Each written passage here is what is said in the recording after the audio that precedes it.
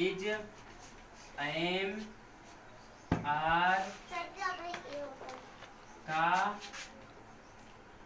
प्रयोग, negative, NEGATIVE,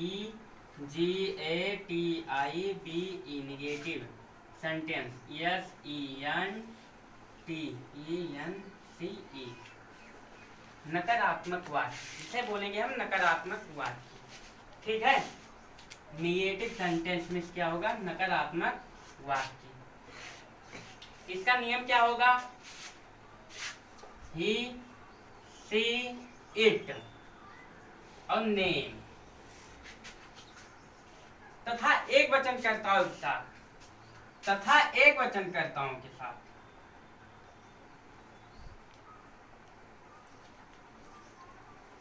कर्ताओं के साथ हम इज का प्रयोग करते हैं,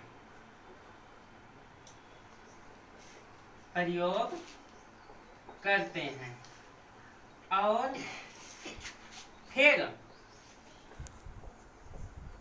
हम नॉट का प्रयोग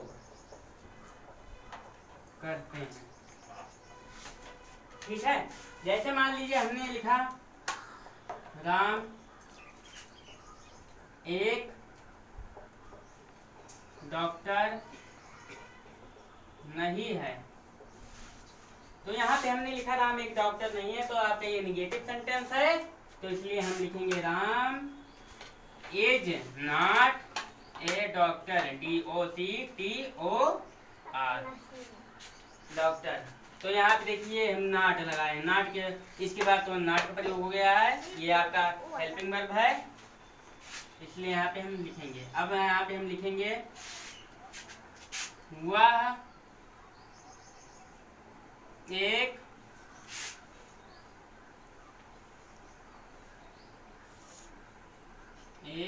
आदमी, वह एक औरत है, लिख दो यहाँ पे। ठीक है, वह एक औरत है। तो मान लीजिए यहाँ पे हो गया औरत आपका स्त्रीवाचक चिन्ह है, इसलिए यहाँ पे हम सी का प्रयोग करेंगे।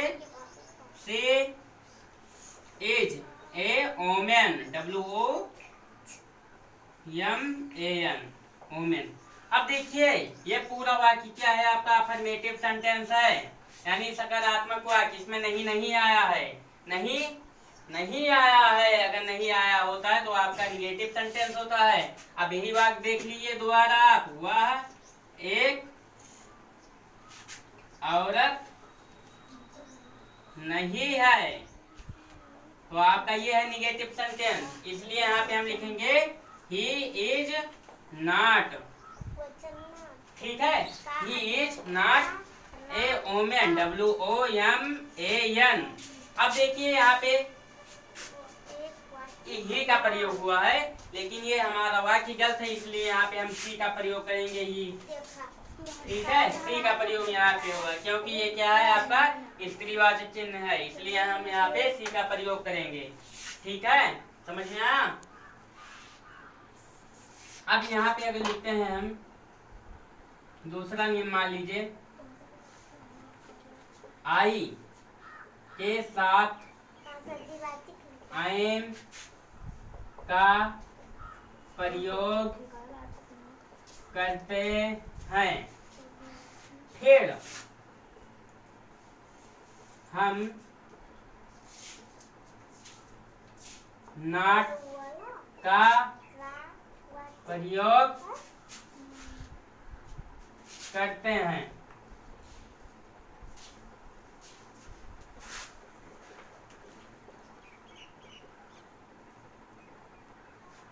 अब जैसे मान लीजिए मैंने कहा मैं एक अध्यापक